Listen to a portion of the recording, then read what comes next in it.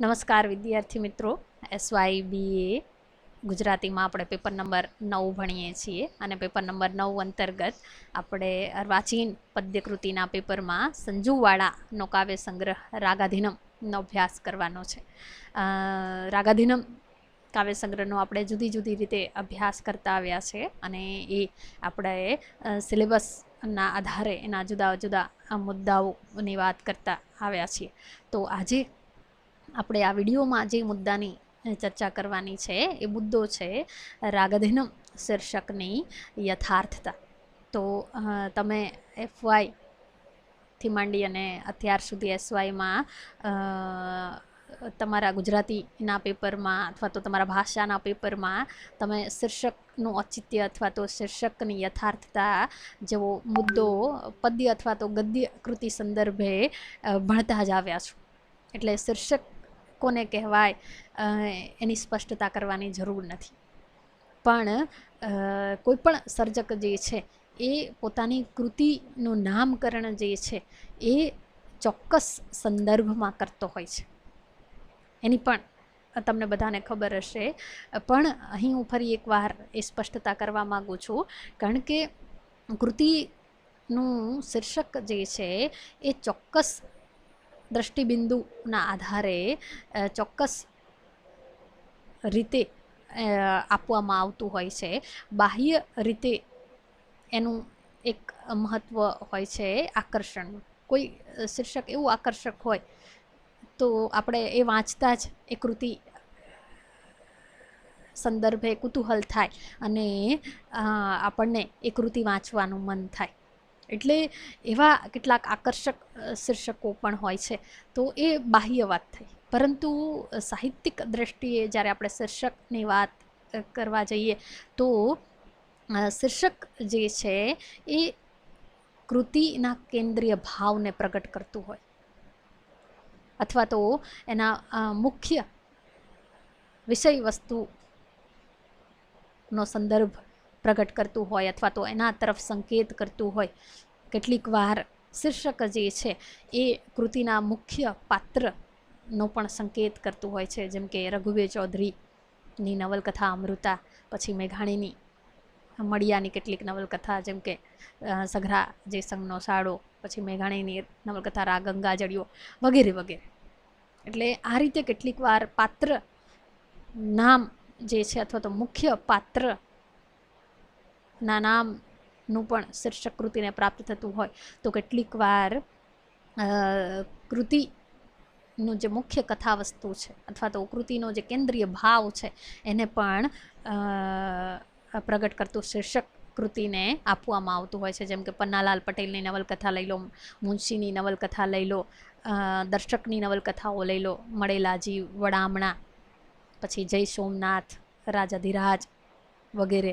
તો પછી આપણે ઝેર તો પીઝા છે જાણી જાણી જેવી દર્શકની નવલકથા, તો રવ દેસાઈની કેટલીક નવલકથા, કોઈ પણ કૃતિ લઈ લો તમે, એ ગદ્યની હોય કે પદ્યની. પદ્યની જે કૃતિઓ હોય છે અથવા તો કાવ્ય સંગ્રહો જે હોય છે એમાં કેટલીક વાર એક થોડોક ગદ્ય કૃતિ કરતાં એક જુદાપણું આવે. તો એમાં કોઈ એક કાવ્ય હોય એ કવિને મન એનું મહત્ત્વ અનોખું હોય તો કવિ જે છે એ આખા કાવ્ય સંગ્રહમાંનું કોઈ એક કાવ્ય જે છે એને પણ સમગ્ર કૃતિનો શીર્ષક તરીકે એને પ્રયોજતો હોય છે. જેમ કે ઉમાશંકર જોશીનો કાવ્ય સંગ્રહ નિશિત, એ કાવ્ય સંગ્રહમાંનું જ એક કાવ્ય છે, પણ કવિને મન એનું અનોખું મહત્ત્વ છે. તો કેટલીક વાર કાવ્યના શીર્ષકો અથવા તો કાવ્ય સંગ્રહના શીર્ષકો જે છે શીર્ષક જે છે એ કાવ્યોના કેન્દ્રીય ભાવ, એના જે વિષયો છે એને પણ સંકેતતું હોય. જેમ કે મેઘાણીનો કાવ્ય સંગ્રહ છે યુગવંદના. તો કવિ એને સ્પષ્ટ પણ કરે છે એની પ્રસ્તાવનામાં કે આ કાવ્યો જે છે એ તત્કાલીન યુગના જે પ્રશ્નો છે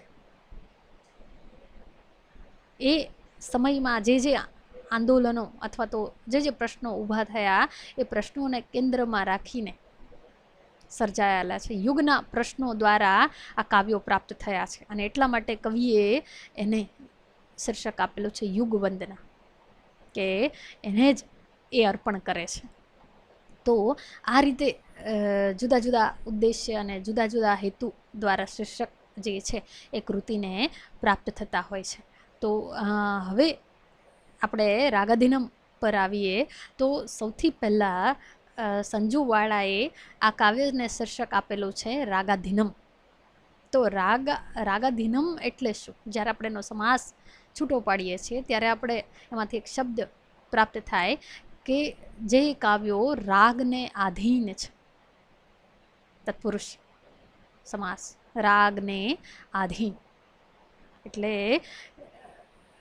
રાગાધીનમ કાવ્ય સંગ્રહ અંતર્ગત સંગ્રહાયેલા આ જે કાવ્યો છે એમાં રાગનું તત્વ જે છે પ્રધાન તત્વ છે, પ્રાણભૂત તત્વ છે અથવા તો મુખ્ય તત્વ છે. આ બધા જ ગીતો જે છે એ રાગને આધીન ગીતો છે અને એટલા માટે કવિએ અહીં ગેયતાને પ્રાધાન્ય આપી, લયને પ્રાધાન્ય આપી અને એનું શીર્ષક જે આપ્યું છે એ છે રાગાધીનમ, રાગને અધીન. તો કવિને મન આ ગીતોમાં લય, રાગ ની એક અનોખી મહત્તા છે, એક અનેરું મહત્વ છે. અને આપણે જોઈએ છીએ તેમ તમે આ જ કાવ્ય સંગ્રહના ઘણા બધા ગીતો છે જે સ્વરબદ્ધ થઈ અને ગવાયેલા ગેય સ્વરૂપે આપણને યુટ્યુબ પર અવેલેબલ છે અને આકાશવાણી દ્વારા આ ગીતો જે છે એનું પ્રસારણ પણ થયેલું છે. એટલે તમને ઘણા બધા ગીતો જે છે એ યુટ્યુબ પરથી તમે એને સાંભળી શકો. ગાર્ગી વોરાના અવાજમાં એ ગવાયેલા છે. તો જેમ કે આજીજી છે, હજુ છે, પછી આપણી આ વાર્તાનો આદિ ન અંત, તું નહીં તો શું, જેવા ઘણા બધા એવા ગીતો છે. ત્યારબાદ કંઈ વગેરે. તો આવા ગીતો જે છે જેને સાહજિક રીતે સ્વરબદ્ધ કરી શકાય છે, ગેય બનાવી શકાય છે અને ગેયતાની પ્રાધાન્યતા હોવાને કારણે જ જાણે કે અહીં રાગનો મહિમા જે છે અહીં વિશેષ રીતે સ્વીકારવામાં આવ્યો છે અને એટલા માટે એને શીર્ષક પ્રાપ્ત થયું છે રાગાધીનમ. તો તમે આજીજીનું ઉદાહરણ સાંભળો તમે તો એમાં મજા આવે. લય અને પ્રાસનું જે અનોખું છંદનું જે સંયોજન થયું છે એના કારણે એ ગીત જે છે એ સાંભળવું તમને અનેક વાર તમને સાંભળવું ગમે, સંભળાવવું ગમે એ પ્રકારનું એ ગીત છે. અને તમારી સામે એની કેટલીક પંક્તિઓ મૂકું છું, જેમ કે ઝાકળના પાથરણે પાડું, સુગંધની ખાજલિયું, વાહલપથી તરતી રસબસ બંધાવું છાજલિયું, હરખે હરખે હારું રે ભવબાજીજી, શું કરીએ કઈ રીતે રહેશો રાજીજી. પઠનમાં જેટલી મજા આવે એના કરતાં વધારે જ્યારે તમે એને ગેય સ્વરૂપમાં સાંભળો ત્યારે રોમાંચિત થઈ ઉઠો એ રીતે એ ગવાયેલું છે, સ્વરબદ્ધ થયેલું છે. એટલે એવા અનેક હજુ આ લય ગણવો, ગમતો આંખો મીચી જેવા ઘણા એવા આપણી આ વાર્તાને આદિન અંત જેવા અનેક ગીતો જે છે જેમાં ગેયતાનું તત્વ જે છે એ મુખ્ય છે, રાગનું તત્વ મુખ્ય છે. આ તો માત્ર ગણ્યા ગાંઠ્યા 4-5 ઉદાહરણો છે, પણ ઘણા બધા ગીતો જે છે એમાં લય અને ગેયતાનું તત્વ પ્રાધાન્ય હોવાને કારણે જ એને શીર્ષક પ્રાપ્ત થયું છે રાગાધીનમ. એટલે આ રીતે. બીજું એ કે સંજુવાળા જે કવિ છે એમને એક આધ્યાત્મનો વારસો, આપણે ઘણીવાર આ મુદ્દો જે છે એ જોયો છે અને અવારનવાર આપણે એ વાત કરી છે કે એમને આધ્યાત્મનો અને જે આપણો પારંપરિક જે ગીતોનો લય ઢાળ છે, ભજનનો જે લય ઢાળ છે એમને વારસામાં પ્રાપ્ત થયો છે. અને એમને આ લય ઢાળનું અથવા તો એ લય તત્વનું, એ રાગ તત્વનું એક અનોખું આકર્ષણ છે. અને હજુ ગીત છે એના માટેનું એક ઉત્તમ ઉદાહરણ છે, જેમાં તમે એ આપણી જે પરંપરા પર અથવા તો આપણી પરંપરાગત જે સંસ્કૃતિ છે, આપણી જે લય ઢાળનો આપણો વારસો છે એના પ્રત્યે એનું આકર્ષણ તમે એ ગીતમાં જોઈ શકો. કવિએ સ્વયં એનો સ્વીકાર કર્યો છે. તો અહીં કવિ સંજુવાળા પોતે પણ સ્વીકારે છે કે એમને વારંવાર બાળપણમાં ભજન મેળાવડા અને આ પાઠ પૂજાના પ્રસંગોમાં જવાનું થયું છે. અને 12-13 વર્ષની ઉંમરે પણ ત્યારે એમને એવું થતું કે આવું તો લખી શકું તેમ કહીને એમને એ સમયે થોડા દોહરા પણ લખેલા. અને તેમની આ ઐશ્વર્ય આરાધનાનો લય સંજુવાળાના સ્વરમાં, એમના શ્રવણમાં ઘૂંટાતો રહ્યો. અને તેમના પદ્યાત્મક મહાભારતના જુદા જુદા પર્વોના પઠન અને ગાયનથી પણ લય તત્વ સાથે એમનો નાતો જે છે એ જોડાયો છે. હિન્દી ભાષાના પદોનો એક ગુટકો જે છે એ એમના સતત પરિવારમાં રહેતો. અને ઈશ્વરનું જે મંદિર હોય એ સમયમાં એને ગોખલો કહેવામાં આવતો, અને એ ગોખલામાં સતત આ રાખતા. અને આ પદોનું ખૂબ જ સરસ ગાન પણ એમના પરિવારમાં, એમના ગાનમાં થતું રહેતું. અને આ બધું જ કવિના શ્રવણમાં છે.